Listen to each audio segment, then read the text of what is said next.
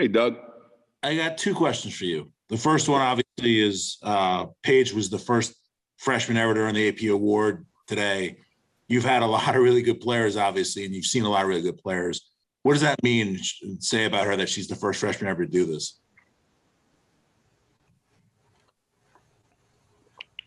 I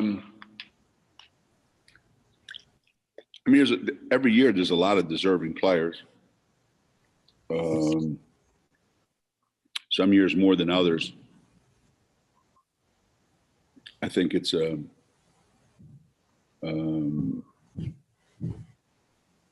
result of Paige's individual excellence, what she's done, and what she's done for our team in getting us here to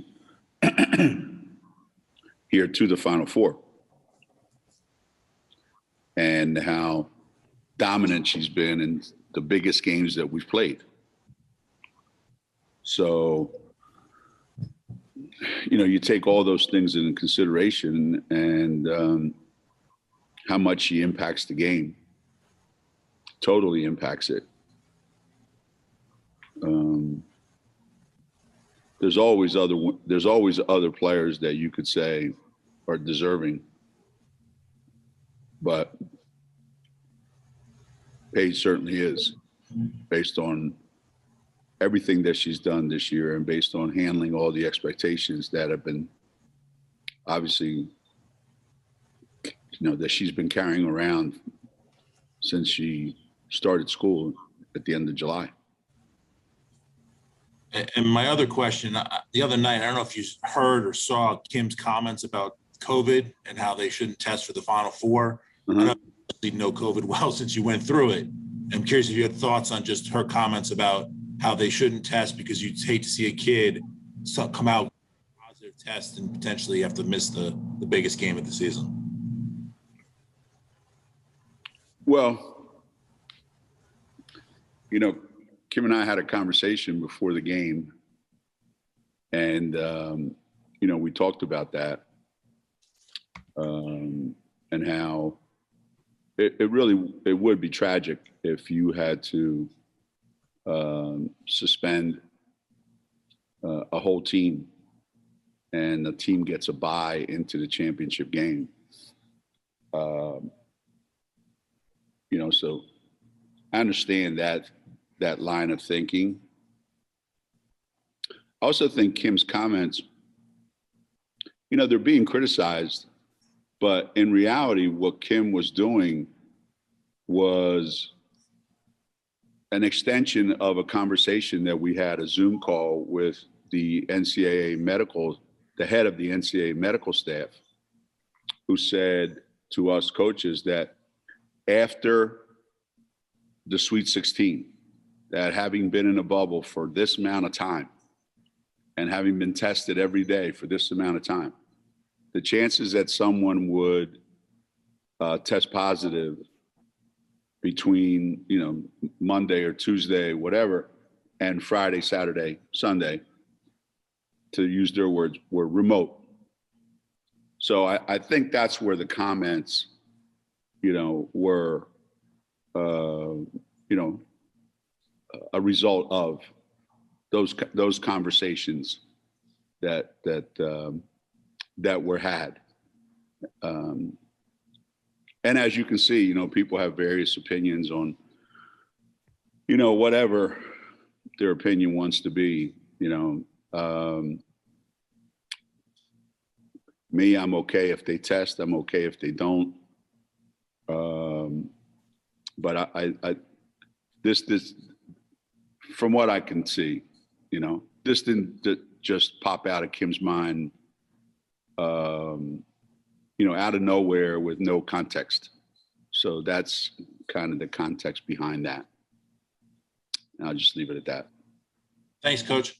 Yeah. Mike Anthony. Thanks. Hey, Geno. Hey. I'm wondering to what extent Paige's impact as a freshman surprised you, given any like general or bottom line expectations you might have had for her before she started practicing with your group, before you guys got started playing this year. I think at one point, correct me if I misinterpreted, but I think you said a couple times along the way, she's even better than I thought she would be.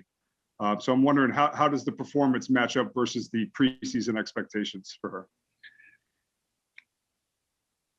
Well, not knowing what was in store for us at the beginning of the season, when Paige was coming out of high school and getting ready to enroll in school, you know, I thought back to when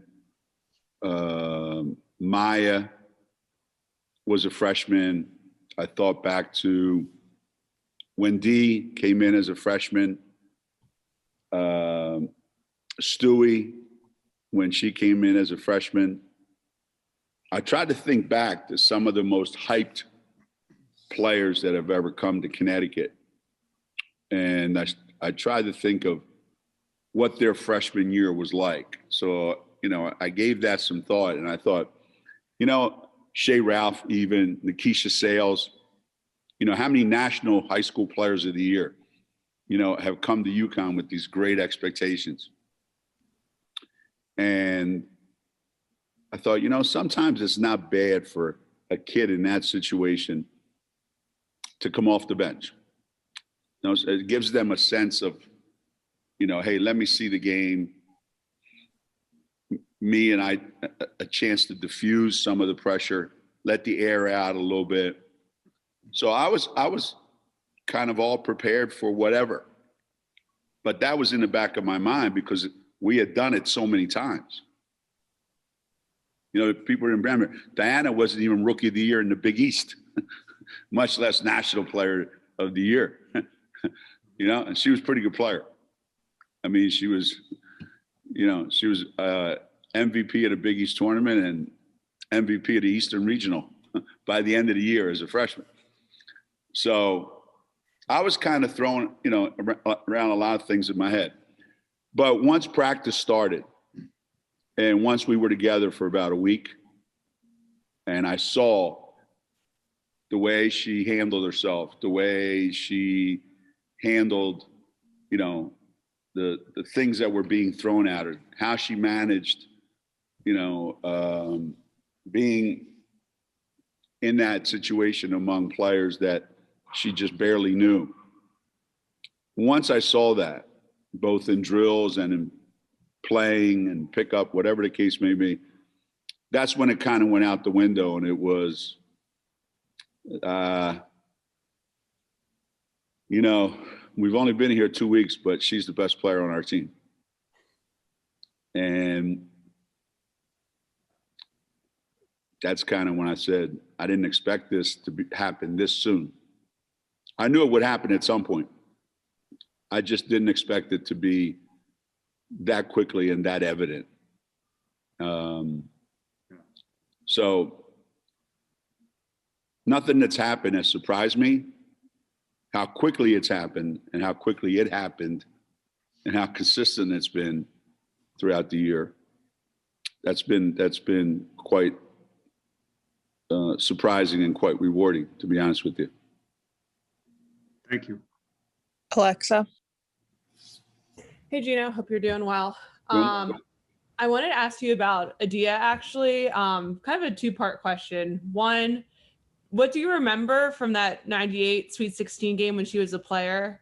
You guys faced them, if anything, and also just being able to watch her from afar and what she's been able to do at Arizona. I think they're the first Final Four team to advance to the Final Four after not playing in the previous 10 NCAA tournaments, and just what she's been able to do to turn around that program in her short time. What's impressed you the most from her perspective as a coach?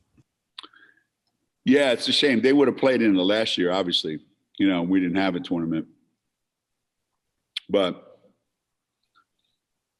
I remember Adia as a player clearly. She was an impossible matchup for anybody at any level. You couldn't guard her with a guard. You couldn't guard her with a forward. She just was an absolute great basketball player. You know, smart, you know, really tough, skilled. And I remember playing them in the Sweet 16 game in Dayton. And, you know, we were missing a couple pretty good players, you know. I think we were missing Shea Ralph and Svetlana Brasimova got hurt in that game. And I think maybe something, I think we may have been missing Nikisha. I don't know how that went out. But I know we kind of dominated the fourth quarter, you know, the last 10 minutes of the game and ran away from them. But it was, you know, it was all about, for us, it was all about, you know, guarding her and you know, trying to contain and isolate her as much as possible. And, but she took up the focus of our scouting report. And now you fast forward and you go, when Adia took the job at Arizona, Arizona's not even the #1 women's sport at Arizona. Softball is. So here you're coming into to a program where basketball has never been, you know, never been it. And she's made it, you know, their softball program is legendary, don't get me wrong, but she has made women's basketball at Arizona supremely important. And she's just, I think, a coach for the future who's having tremendous success in the present. But she's what future coaches are going to be like, you know? Players that played, they were tough, they were smart, they go into the game, they understand it, they manage the game, they interact with their players in a way that's just really, really impressive. And I've gotten to know her and her family, and I couldn't be happier for any individual to see them in the Final Four. Doug Bonjour. Hey, Geno.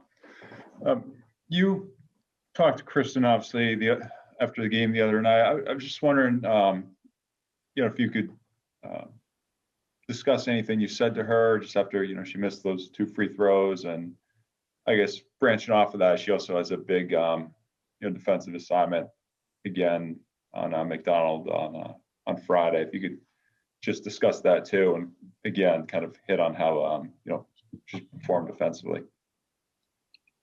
Well, Kristen had a couple different games during that game. She really struggled at times. She played exceptionally well at times. There were times where she looked like she was maybe drifting away from us at both ends of the floor, offense and defense. And she fought through it and got it back, which to me is unbelievable sign of growing up right there in front of your eyes.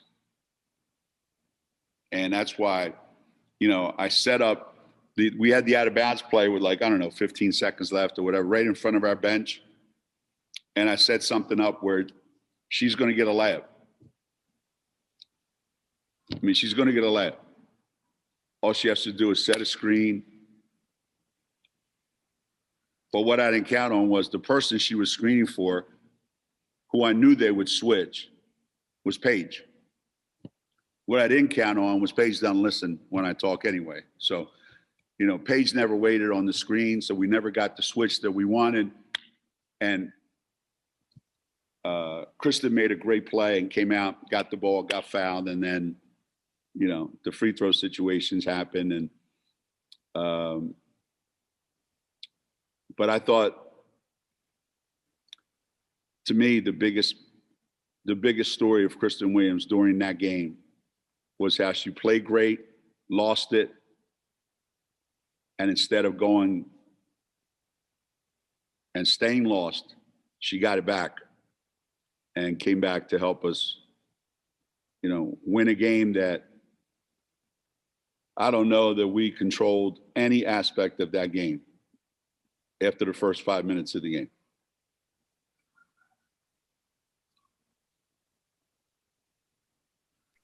We'll go to Carl. One of your graduate assistants played at Arizona. Would you guys bounce some things, thoughts about playing Arizona off of her? Would you not want to put her in that position? And what has TT added to you guys this year? I don't think we're gonna be able to sit down and get an insider's view of what exactly it is that they're gonna do Friday night. Obviously T has, friends there. She knows the layout. She knows obviously how things go, but I don't know that these are some secret war plans that we just have access to that are going to put us over the hump. I don't think that's how this goes. And she's a great young lady. She came here to learn. She came here because she wants to coach. She came here to be a part of all this, and she's worked exceptionally hard. And she has some tough shoes to fill. When you think about some of the people that we've had in that job, and I couldn't be happier. Really, I think she's done a magnificent job. Any update on Nika? Nika had a MRI, X-rays. She's had everything you can imagine, and obviously it's one of those high ankle sprains that bothers you for a long time. And today, she got on the court for the first time and went up and down a little bit. Spent a little bit of time for the first time since last week, or whenever it happened. And, gave it a shot. What that means is really nothing, because we need to see how she wakes up tonight, wakes up tomorrow morning, how it feels. But the fact that she could get out on the floor for just a little bit today is a real positive sign. We'll go to Michelle. Yeah, Coach, it's Michelle Vopel from ESPN.com. I guess I wanted to just go back to what Doug was talking about, if you will. Were you concerned at all that there could be a false positive or something that might keep somebody from playing in the final weekend? Or was it more a case of, like you said, that it was so remote that somebody would have it? And also, has it been difficult or tricky as a coach talking about these issues? And I ask that because Mulkey has been pretty much excoriated nationwide for talking about it. Have you found that a difficult thing at times this year to talk about COVID, if you will? Obviously, Michelle, there's a lot of, this past year has shown us that there's a lot of difficult topics to talk about, that if you express your true feelings, whether there's facts behind it or not, people have already made up their mind whether they're going to believe it or not, and they're going to react a certain way, whether you like it or not, on a variety of subjects. COVID has been such a controversial subject, from the beginning.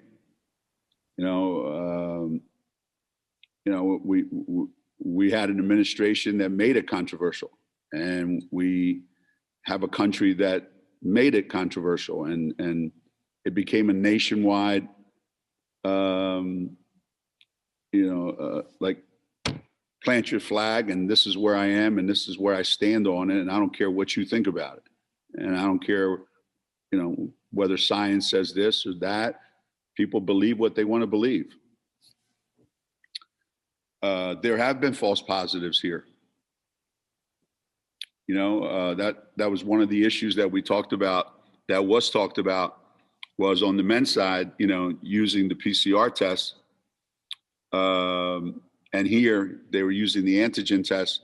There were quite a few false positives here that weren't in Indianapolis. So is there a chance that that could happen, you know, between now and Saturday, or now and Friday, and when some player or some team can't play? I guess there's always a chance of that. You know, there's nothing 100%.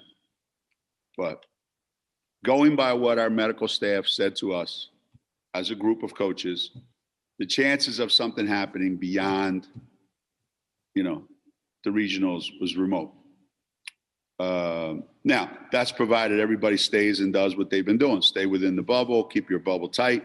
Don't let anybody in, don't let anybody out, you know, obviously.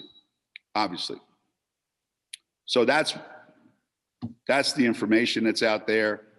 And, you know, Kim being Kim and being as emotional as she is, there were some facts behind what she was saying. And it's unfortunate that, you know, it came out the way it did, and no surprise that people have reacted the way they've reacted.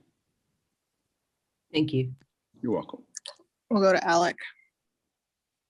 Hey, Coach. Alec White here from the Arizona Daily Star in Tucson. I'm curious what you've seen of Aari McDonald this year and the impact that she's brought, and any similarities you see between her game and Paige's game.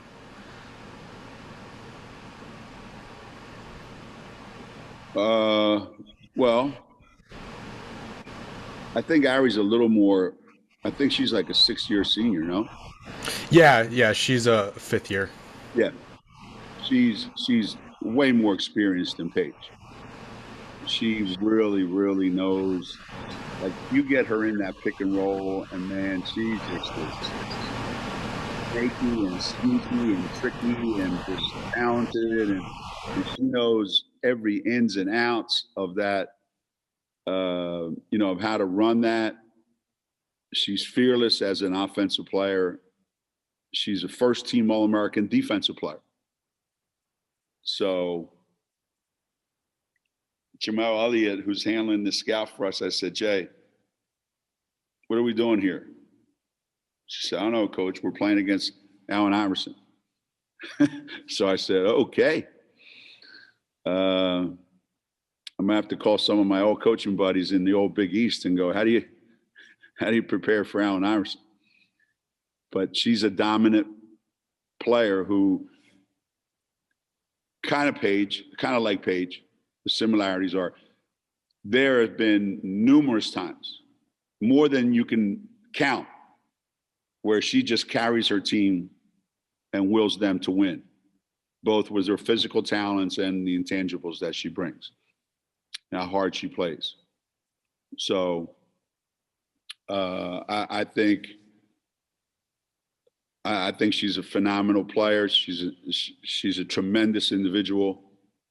And I don't know that there's anything that any one team, or any one player, I should say, has been able to do to completely stop her from doing what she wants to do. So our staff feels like this is probably the most dominant guard that we will have played against this year. No question. Jordan. Hey, Coach. Jordan Ham out of Sports 360 AZ here in Phoenix. You talked about Aari, but what jumps out to you about the rest of this team as they navigate new heights that a lot of the remaining programs in the Final Four have already been to and experienced?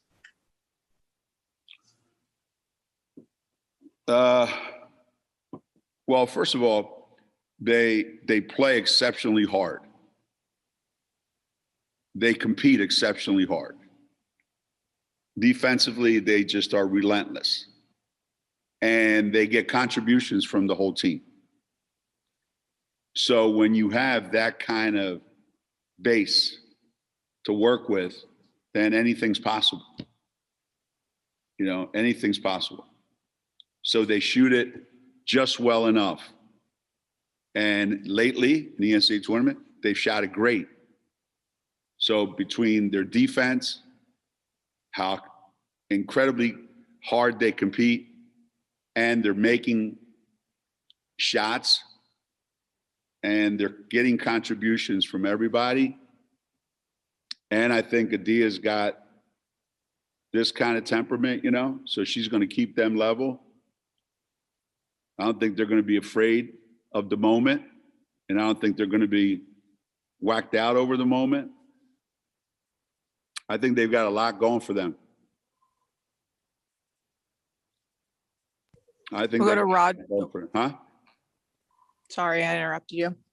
No, I'm saying they got a lot going for them, and I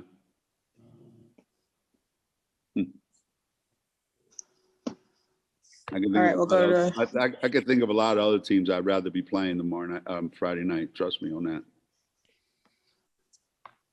We'll go to Roger and then Joe. Geno, with the uncertainty right now with Nika, are you happy with the rotation? I mean, do you have enough depth with the way that Aari stepped up a little bit? And, you know, are you at the point where you know you can put Anna in there, Anna? No, I'm not happy. I'm not as happy as if we had Nika 100%. No. You know, if we had Nika 100%, we're a different basketball team. Much different basketball team. You know, it's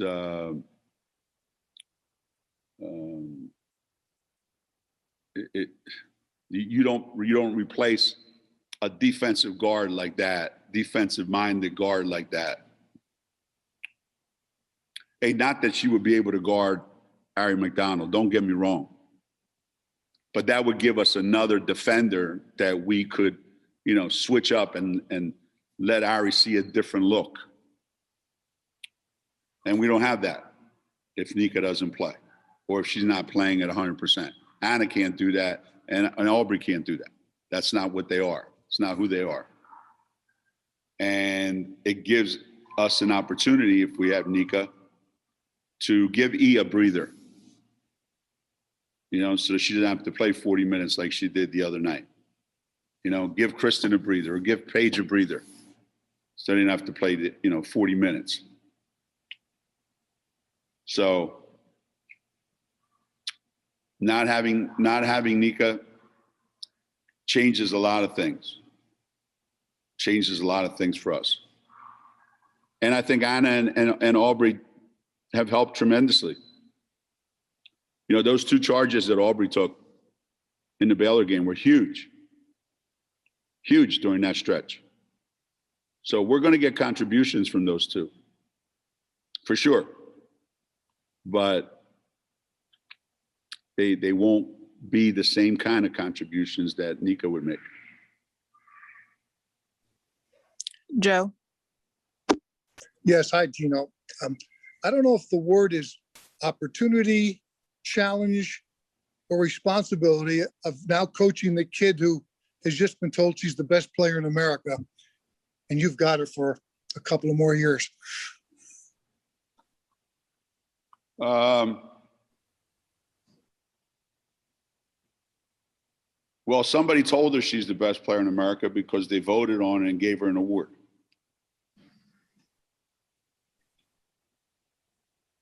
You know?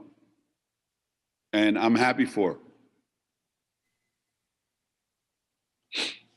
But until I tell her she's the best player in America and that she does nothing to learn and I don't have to coach her, then you know what? I got no problem and she's got lots of problems. Because, her problems are just beginning. Because now if you're going to say, well, like, you should have seen the game against Baylor. If you watch it, go back and watch it. And watch the defense that was played in that game by the UConn guards. And then say, man, they must have a split. This must be like the NFL. They must have a split award. Offensive MVP of the year and defensive MVP of the year. So yeah,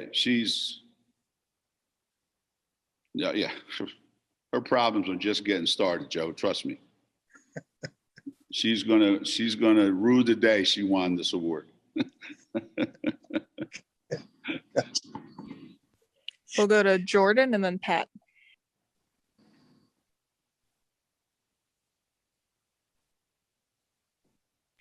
Jordan. Sorry about that. I didn't lower my hand. Sorry. Gotcha. All right, Pat, you can go ahead. Geno, if Paige were a male player, she would likely be considered a one and done candidate. Obviously, that can't happen on this side. With all the talk of, parity between men and women, do you see that rule changing anytime soon? Should it change? And on a kind of separate topic, do you think there should be a way for her to monetize herself while she's in college? Yeah. Yeah, it's all of that.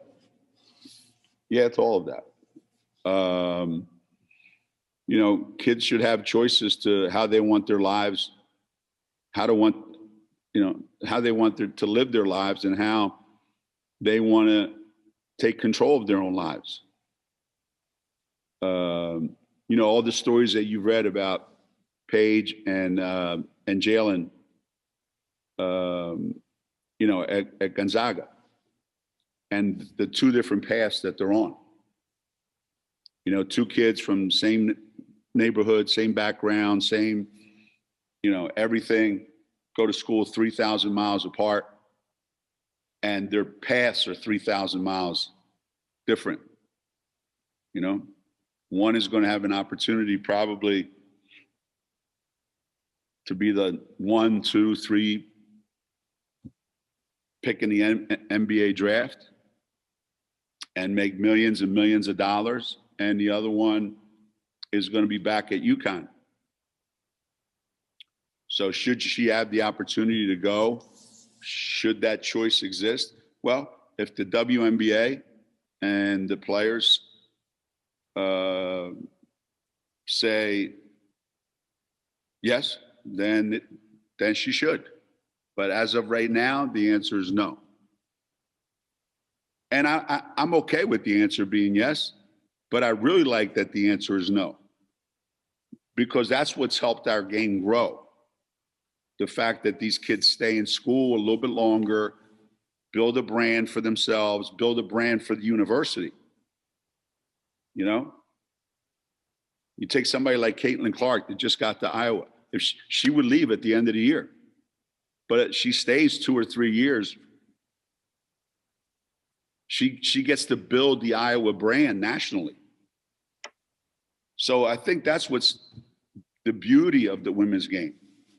Now, while they're there, while they're in college, should they be able to benefit? Well, that's coming, right? That's what the NIL is. That these kids are going to be able to benefit from what they do, which is going to cause a whole nother sort of issues. That when you go recruit a kid now, it's, hi, Mr. Bueckers, hi, Mrs. Bueckers, hi, coach, and hi, coach, this is my agent.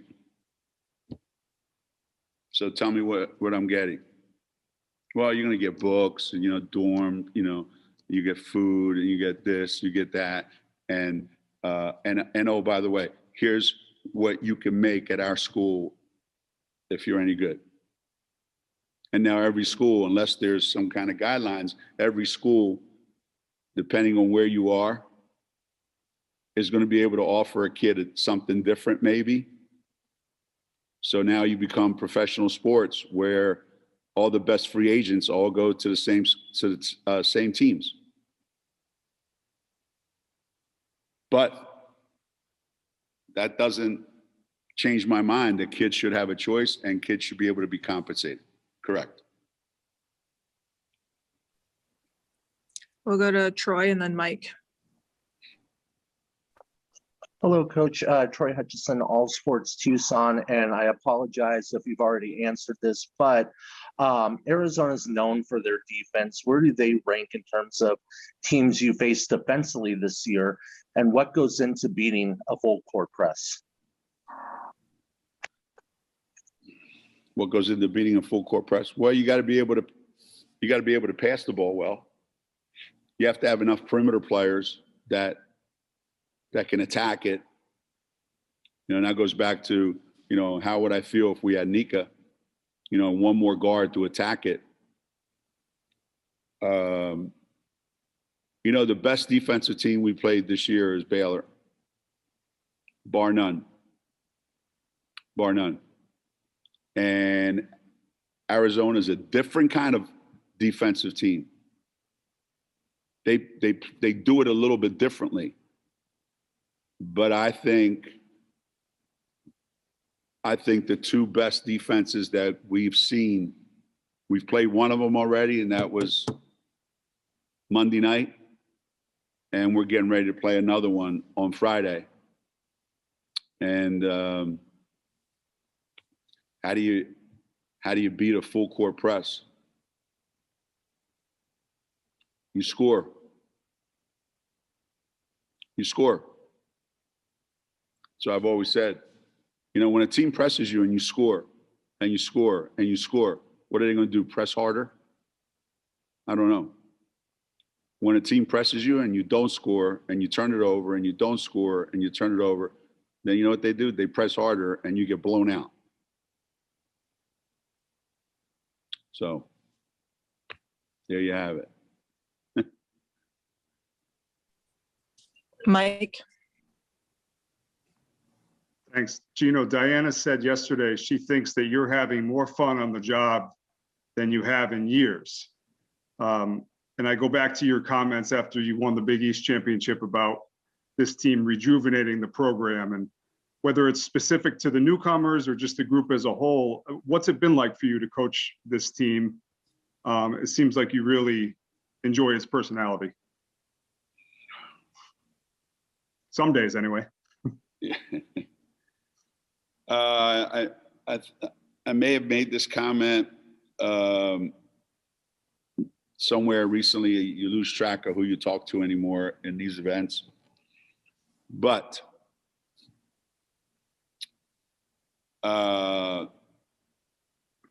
this is one of the tightest knit groups that we've had in a long, long time off the court. So they've got that. They've got that. They are very, very, very close group off the court. And that might be pandemic influenced, that they've had to spend so much time together. Okay. Mm-hmm. On the court, in the beginning, it was lots of fun watching the newness of it. After a while, that wore off. And there were, times in November, we got a break from COVID, not having to go play Louisville in November. Trust me, we would have got blown out. And December came.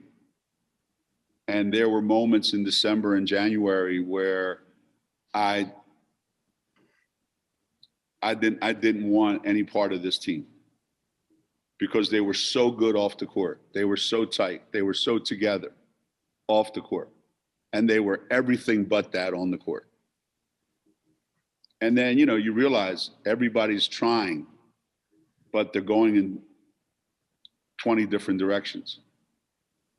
So every day for me was just one frustration after another, after another, after another, after another. It didn't matter what we were trying to teach, it wasn't working.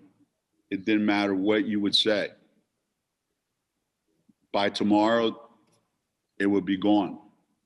It didn't matter how much progress you made in 3 days. The fourth day, you'd have to start at the beginning. So that was a couple months of that where every day was excruciating. And maybe because of that, I think what's happened since the Arkansas game, and we've kind of all come together now on the court and off the court, that having gone to those depths and come out of it, I think that's what all the fun and all the joy and all the, the life comes from it, because I was drowning there for a long time. I'm not afraid to admit it. I was drowning. And ever since the Arkansas game, I feel like I've been reborn. And it's, Thanks, Jim. like Dee said, it is fun. It is fun. It is fun. It's fun like it was fun coaching her. No point in getting mad. They don't listen anyway. So what's the point? Thank you. You're welcome. Sean and then Alexa.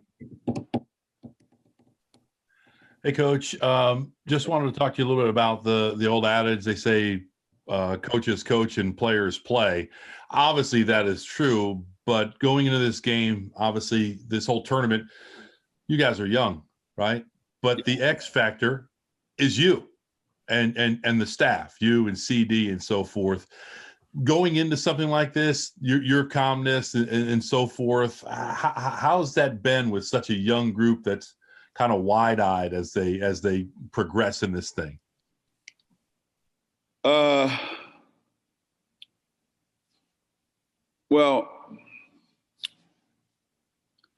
me having been here a lot, obviously that gives our players, I think, a little bit of confidence that, hey, things go bad, coach will bail us out. Jamel's been here a lot as a player and as a coach. CD, been here every step of the way. There isn't anything that we're going to see these next two games, if we're fortunate enough to play two, there isn't anything we're going to see Friday night or that we saw against Baylor that surprised you. Now, that doesn't mean you can do anything about it. That doesn't mean you can handle it. You just know, yeah, I've seen this. I know what this is. And so, you can calm them if they get rattled, but that doesn't mean it's going to work. But, the beauty is that, generally speaking, they really believe that they're better than they are, which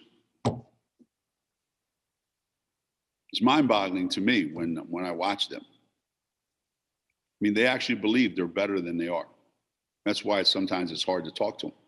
So when things don't go well on the court, there's almost this like, yeah, okay, I got it. Except there was a look on their face in the Baylor game going, Coach, we don't have it. Oh, now you need me, huh? All this other time, hey, no, Coach, I got this. Yeah, I'm good, Coach. I'm good. Now you're looking at me like, Coach, can you help me out here? I see. So I just want to be there for when they come to their senses and actually ask me, Coach, can you help me out here? That's basically what my job is right now. Because you know what? This is the worst part. We're talking about, this is the worst part. I said, Paige, you almost cost us because you didn't wait for that screen.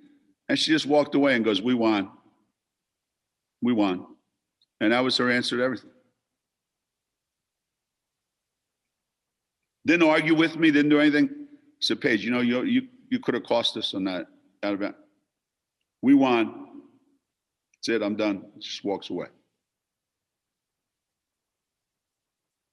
Now, you know, this being 2021, you know, I could only like take 2 steps and try to, then I had to back off, you know, like Jimmy Dugan and, you know, League of Their Own.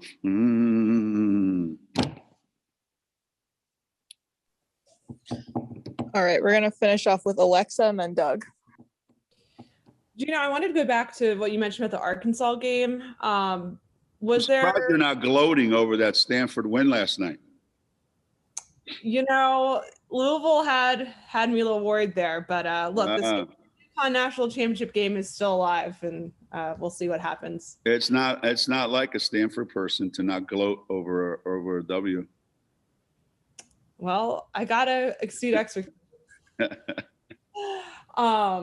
With the Arkansas loss, was because you've talked about how this team is competitive. So I'm curious, did you actually have to say anything for that switch to happen? Was that something the players figured out amongst themselves, within themselves? Were they just so upset that they lost that they got it together? Or was there something you had to say to get them to kind of get all on the same page and come together like you described? I think the Arkansas game at Arkansas, it wasn't that we lost. It was the way we lost. And I said this to the team. I truly believe that stretch was a brutal stretch of how many games we played on the road. Okay? I truly believe that when we went from Arkansas to DePaul, that had we played as poorly against DePaul as we did against Arkansas and got blown out at DePaul or got beat at DePaul, I think this season would have gone in a different direction. But after that Arkansas game, there was a true sense of embarrassment on our team about how we played. No disrespect to Arkansas because they played great. They played great. They deserve to win that game, 100%. But we were embarrassed as individuals and as a team. And again, because there's such a close-knit group off the court, I think that kind of coming together and saying, hey, you know, that's unacceptable. And that's, to me, that's where the change really took place. We'll go to Doug to finish it off.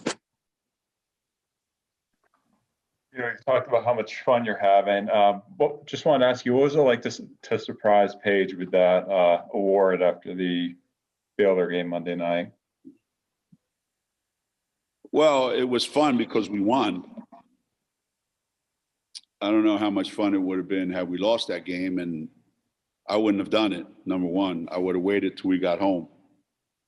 But the problem is you had to do it because the announcement was, you know, obviously today. But I wanted to do it in front of the whole team because I know how much Paige values her teammates, and I know that she's so appreciative of everything that her teammates have done for her. And I wanted her to be able to stand there and verbalize that to them, how much that award means to our team and to them as much as it, you know, meant to her.